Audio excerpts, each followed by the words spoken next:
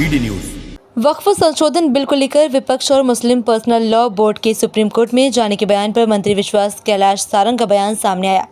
सारंग ने अपनी प्रतिक्रिया में कहा कि सभी को अधिकार है जिसको जहां जाना हो जाए। दिक्कत यह है कि अखिलेश यादव हो या विपक्ष के नेता अल्पसंख्यकों को केवल गुमराह करने की राजनीति कर रहे हैं। अखिलेश यादव और विपक्ष ने मुसलमानों को बरगला के राजनीति करने की कोशिश की है। भोपाल में जिस प्रकार से हजारों की संख्या में मुस्लिम भाइयों बहनों ने बिल और प्रधानमंत्री नरेंद्र मोदी ने समर्थन में अपनी भावनाएं प्रकट की, उससे ये स्पष्ट है कि अब तुष्टीकरण की राजनीति नहीं चलेगी। तो पानी का पानी सामने आया है। जिस प्रकार से लोकसभा में हमारे यशस्वी गृह मंत्री जी ने इस बिल के बारे में बताया, रिजू जी ने इस बिल के बारे में बताया, तो ये स्पष्ट हुआ है कि ये किसी कौम के खिलाफ नहीं है। ये व्यवस्था में को सुव्यवस्था में परिवर्तित करने का एक सरकार का बहुत ही सार्थक और सकारात्मक प्रयास है।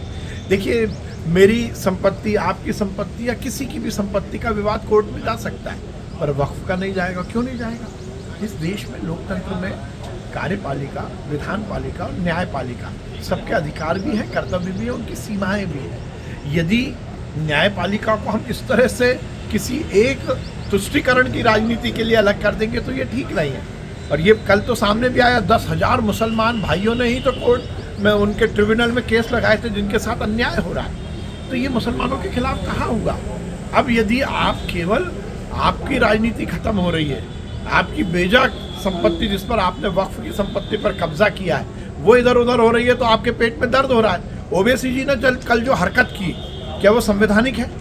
क्या उनको लोकतंत्र के शुभ और पवित्र मंदिर में बैठने का अधिकार है? क्या वो ये मानते हैं कि ये पाकिस्तान है? ऐसी हरकतें तो पाकिस्तान में होती। आपने बिल की प्रति फाड़ दी। अरे ये देश कायदे से चलेगा, कानून से चलेगा, व्यवस्थाओं से चलेगा, परंपराओं से चलेगा। ये सदन कोई मछली घर नहीं है।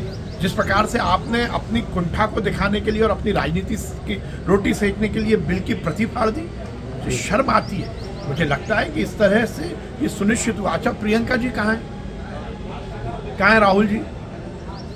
ये भी देखिए, अब उनको नहीं दिख रहा कि संविधान की धज्जियाँ उड़ाई जा रही हैं। देखिए, ये बिल के बाद ये सुनिश्चित हुआ है कि भारतीय जनता पार्टी के मुसलमान के विरोध की बात नहीं कर, गरीब मुसलमान को हम संरक्षण देने की ही बात कर रहे हैं। अब आगे आए ना लोग, क्यों इस तरह की बातें कर रहे हैं? नेपाल के मुस्लिम भाई और बहनों ने इतिहास रचा है। जिस प्रकार से हजारों की संख्या में मुस्लिम बहन और भाई आगे आए और उन्होंने इस बिल के समर्थन में पटाखे चलाए, आतिशबाजी चलाई, ढोल बजाए, मोदी जी के समर्थन में नारे लगाए, तो ये सुनिश्चित है कि जिस मुसलमान भाई बहन ने ये परिवर्तन के बिल को पढ़ा है, उसके बारे में ज्ञान लिया है, उसने समझा है कि ये अच्छा बिल है, किसी के खिलाफ नहीं है। तो एक है सब। और फिर मैं कहूँगा ना, किसी कौम के खिलाफ नहीं, कौम के गरीब को संरक्षण देने वाला कानून है, तो कौन खिलाफत करेगा? जो खिलाफत कर रहा है वो तुष्टीकरण की राजनीति को आगे बढ़ाना चाहता है।